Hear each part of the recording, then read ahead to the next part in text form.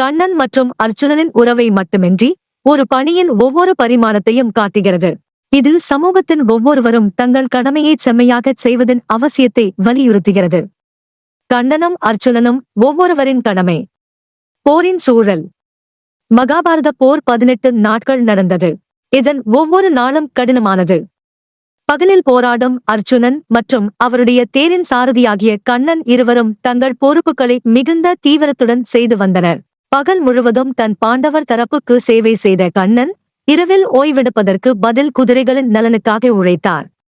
குதிரைகளின் பராமரிப்பு. ஒரு தேர் போருக்குச் செல்ல குதிரைகளின் நிலைமையும் உற்சாகமும் மிக முக்கியம். கண்ணன் குதிரைகளுக்கு வெந்நீர் குளியல் அளித்து அவற்றின் உடல் சுத்தம் செய்து பராமரித்து நல்ல உணவுடன் தண்ணீரும் வழங்கினார். இப்படி பார்த்து கொள்ளாவிட்டால் அடுத்த நாளுக்கான போரில் அந்த குதிரைகள் சரியாக செயல்பட முடியாது. குதிரைகளின் செயல்திறனை தன்னுடைய பணியாக கருதின கண்ணன் அந்த செயலில் எந்த குறையும் ஏற்படாமல் பார்த்து கொண்டார். அர்ச்சுனனின் அசரீரம். ஒருநாள் அர்ச்சுனன் நள்ளிரவில் விழித்து பார்த்தபோது கண்ணன் தனது பாசறையில் இல்லாததை கவனித்தார். அவர் தேடிய போது கண்ணன் குதிரைகளின் கொட்டிலில் கடமை செய்து கொண்டிருந்தார். தன் தேரோட்டுவானின் இந்த தியாகம் அர்ச்சுனனைக் கண்டு அதிர்ச்சி அடையச் செய்தது. கண்ணா, நீயே இந்த பணியை செய்ய வேண்டுமா? யாரையாவது ஆளாக்கி இந்த வேலையை செய்வித்தால் போதுமல்லவா என்றார் அர்ச்சுனன். கண்ணனின் பதில். கடமையின் தரம். கண்ணன் சொன்னார், அர்ச்சுனா, கடமையில் உயர்வு தாழ்வு எதுவும் இல்லை. ஒவ்வொருவரின் பணி ஒவ்வொரு வகையில் முக்கியத்துவம் வாய்ந்தது. எனது கடமை குதிரைகளை பராமரிப்பது. அது நான் மட்டும் செய்ய வேண்டும். மற்றவர்கள் செய்யும் போது இந்த பணிக்கு நான் தரும் அக்கறை கவனம் இருக்காது. பணி மற்றும் ஒழுங்கு. நாம் போர்க்களத்தில் வெற்றி பெற வேண்டும் என்றால் தேரும் குதிரைகளும் முழுமையாக செயல்பட வேண்டும். அது எனது பொறுப்பு. நீ உன் பணி செய்ய நல்ல வலிமையுடன் இருக்கும் பொறுப்பும் எனதே. சம்பந்தத்தின் பொருள். இப்போது நம்முடைய உறவு மைத்துனர்களுக்குள் இல்லை. நீ எஜமானன், நான் சாரதி. அதனால் உன் போர் திறமை வெளிப்படுத்துவது நீர் செய்ய வேண்டிய கடமை. அதைச் செய்ய நீ சோர்வென்றி உறங்கிக் கொள்ள வேண்டும். தொழிலின் மதிப்பு. சிறியதோ பெரியதோ எந்த வேலையும் புறக்கணிக்க முடியாது.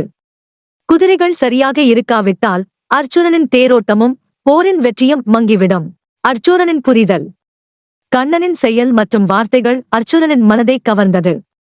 இது அவருக்கு ஒவ்வொருவரின் கடமையும் இணைந்தால்தான் குழுவின் வெற்றி உறுதியாகும் என்ற உண்மையை கற்றுத்தந்தது. மறுநாள் முதல் அர்ச்சுனன் தன் போர் கடமையை மிகவும் ஆழமாக உணர்ந்து செம்மையாகச் செய்தார். கதையின் தத்துவ பாடங்கள். கடமையை அறிவது முக்கியம். கண்ணன் செய்த பணியை சாதாரணமாகவே எண்ண முடியாது. எந்த பணியையும் அதைச் செய்யும் நபர் தன் முழு உழைப்பாலும் மனதாலும் செய்தால் மட்டுமே அதன் முழு அர்த்தம் வெளிப்படும். ஒன்றிணைந்த வேலை போக்கு. ஒவ்வொருவரின் பணி மற்றவர் செய்யும் பணி வெற்றியடைவதற்கான ஆதாரமாக விளங்கும். அர்ச்சுனன் போர்க்களத்தில் திறமையுடன் செயல்பட கண்ணன் பின் வேலையாக உறுதியாக இருந்தார். தாழ்வு அல்லது உயர்வு இல்லை.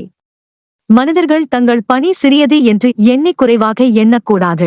பணி சிறியதா பெரியதா என்பதை கவனிக்காமல் அதை முழுமையாகச் செய்வது முக்கியம். சமயோசிதம் மற்றும் பகைநிலை ஏம் காத்தல்.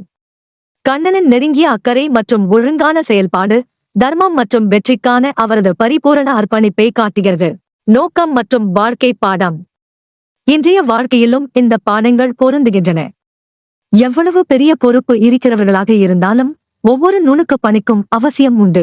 நம்முடைய செயல்பாடுகள் மற்றவர்களின் வாழ்க்கையை நேரடியாக அல்லது மறைமுகமாக பாதிக்கக்கூடும் என்பதால் நாம் செய்யும் எல்லா வேலைகளையும் முழு அர்ப்பணிப்புடன் செய்ய வேண்டும்.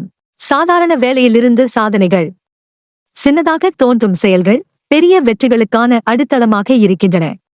கண்ணனும் குதிரைகளும் பற்றிய இந்த கதையில் ஒவ்வொரு செயலுக்கும் உள்ள மதிப்பையும் அதைச் செய்யும் முறையையும் கண்ணன் காட்டித் தருகிறார்.